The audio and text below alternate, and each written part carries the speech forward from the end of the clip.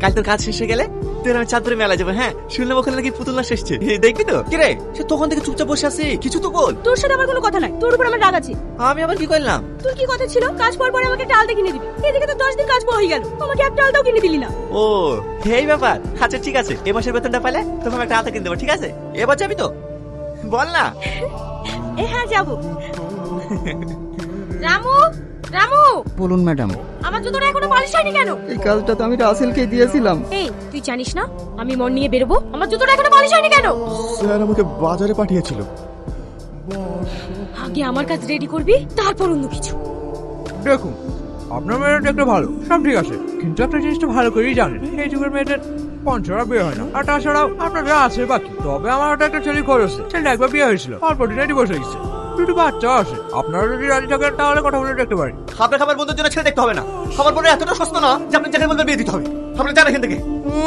করে না নুন, ছেলে আমার মিঠুন, দেখবার মানে কোনটা কোথায় বিয়ে দাও। আপনি যান তো। কি রে এখানে রাখলি, কাজে যাবি না? যাবো মন খারাপ না। দেখ তোর জন্য মাছ ভাজা নিয়ে এসেছি, খেয়ে নে। আমি খাবো না। আমিও খাইনি। এবার বল কি হয়েছে?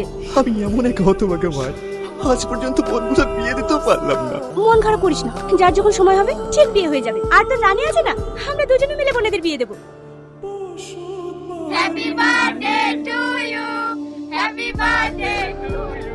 Happy birthday my daughter. Thank you papa. Sorry sir.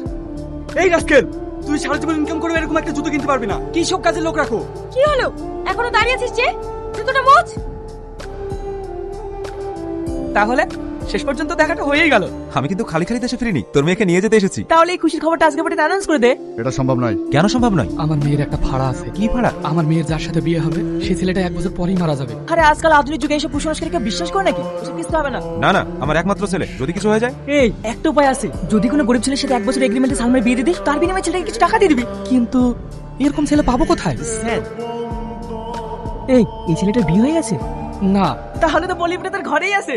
এ শোন। হ্যাঁ স্যার, কিছু বলবেন? হ্যাঁ, তোর জন্য একটা কাজ আছে। কি কাজ? তোর মেম সাহেবের একটা ভাড়া আছে। ওর প্রথমে যে ছেলের সঙ্গে বিয়ে হবে, বিয়ের 1 বছর পর সেই ছেলেটা মারা যাবে। আমরা সেরকম কোনো ছেলে খুঁজে পাচ্ছি না। তুই যদি বিয়ে করিস তোকে অনেক টাকা দেবো। তোর তো বাড়িতে দুটো বিবাহযোগ্য বোনও আছে, তাদেরকেও ভালো জায়গায় বিয়ে দিতে পারবি। বিষয়টা ভালো করে ভেবে দেখ। Good boy. তাহলে সাপও মারা যাবে, লাঠিও ভাঙবে না।